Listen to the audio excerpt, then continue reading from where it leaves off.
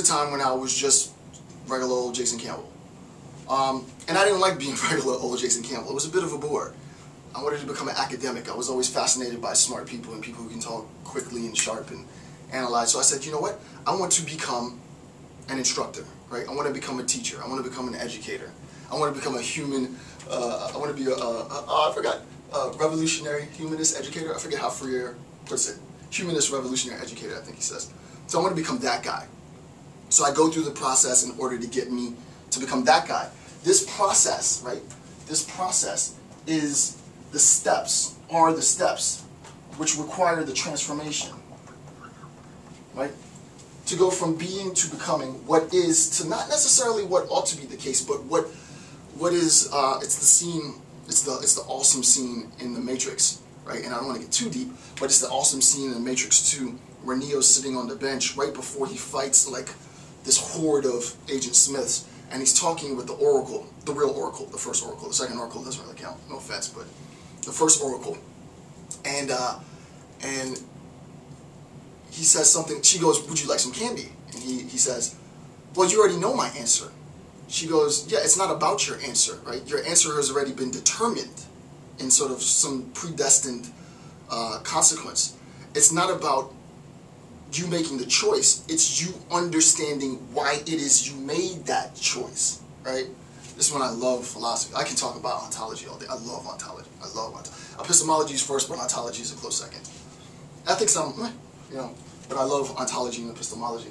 And the point is, through the process of who you are, we then have to, as moral agents, as ontological beings, understand the process of becoming. So it is, for example, and this is the end of the ghetto philosophy, then I have to get back into the abyss, but it is the process of a student who doesn't quite yet know what they want to do with their life in college, taking courses after courses all over the university to then realize, oh yeah, I took that one class, right? And the professor talked about, is there hope, is there God, is there happiness, can we survive? And wow, I didn't understand that people got paid to do that. That's what happened to me. And then you sort of found what it is that you were meant to be, right? But it is a process, right? And this process unfolds. In a Hegelian sense, not to get too complicated, but we can talk about sort of the spiraling process and continual unfolding of history, so that the narrative of history is itself the condition in which we come to make sense of our world. Rorty would say, oh, it's language. Other people might say it's the unconscious. So there's many different interpretations of this. But the distinction between being, becoming, what we are now as, in sort of a simplified sense, as existing things, and the potential in which we can become new things is understood within this process. And specifically, there are two variations of sort of process philosophies, right? You have, shout out to Complacency Among Us.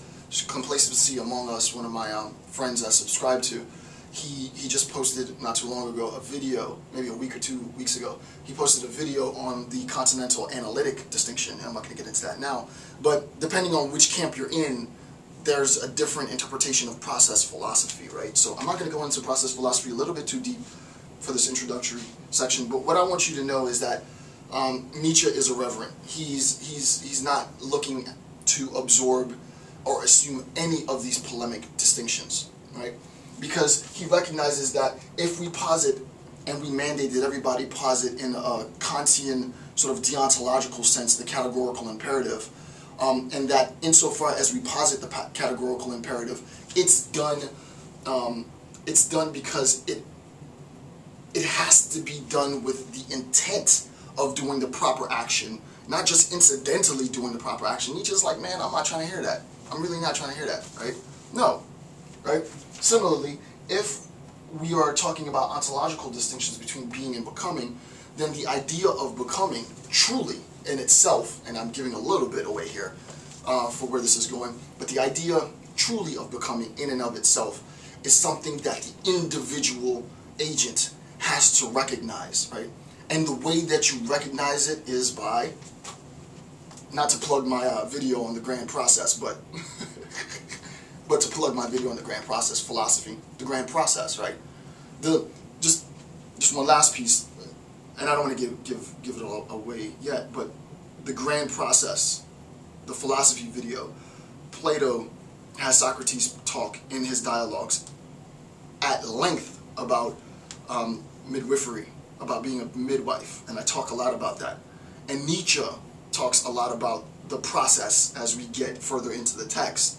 So the video that I did on what is philosophy is a recognition of the process. It's not about the product, which is all Nietzschean.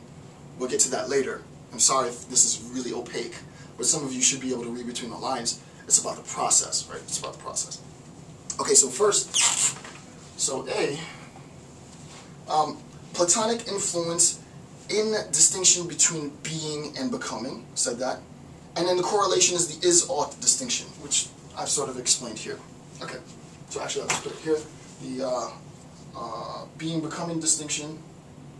I didn't write becoming, being. I didn't put being, but being-becoming distinction. And then the second is the is-ought distinction. Okay, cool. Number two, listen to this quote from 254, next note in Nietzsche. Quote, what are our evaluations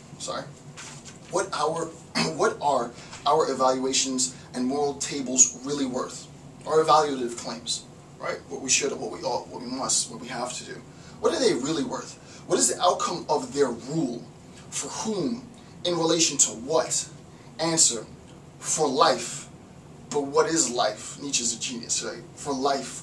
But what is life? Here, we need a new, more definite formulation of the concept life. My formula for it is life is will to power. I could cry. I mean, it's just beautiful. What is life for Nietzsche? He says it himself, note 254. Life, existence, being, becoming. The ontological, now I'm going to get deep, right? The ontological substrate for Nietzsche, at least my interpretation, and I don't know anybody else who's articulated this, not even, I have a supplementary text to Nietzsche's Will to Power by Walter Kaufman. I have never read anybody who sort of formulates it the way that I formulated it, and I don't have time to write and publish academic articles on Nietzsche, per se, though I love him. But for those of you Nietzsche addicts out in the world, and I know there's a lot of you, this is a powerful point, and I would definitely encourage up-and-coming graduate students to do some research on this idea. But the ontological substrate for Nietzsche, as manifest in what will be the deflation of the being-becoming distinction, is rooted in the recognition that life,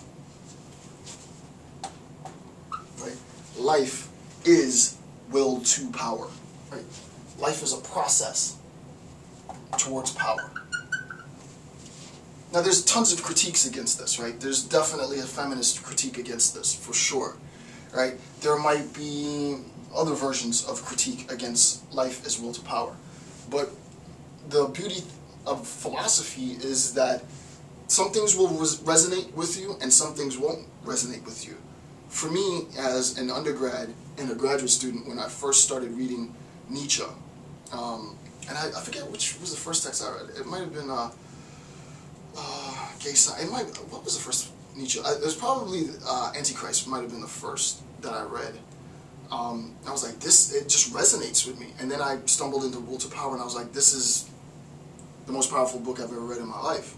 Right? For me, it resonates, and I recognize, for me, I can't speak for everybody. And Nietzsche wouldn't want to sort of make this as an ideal for everyone.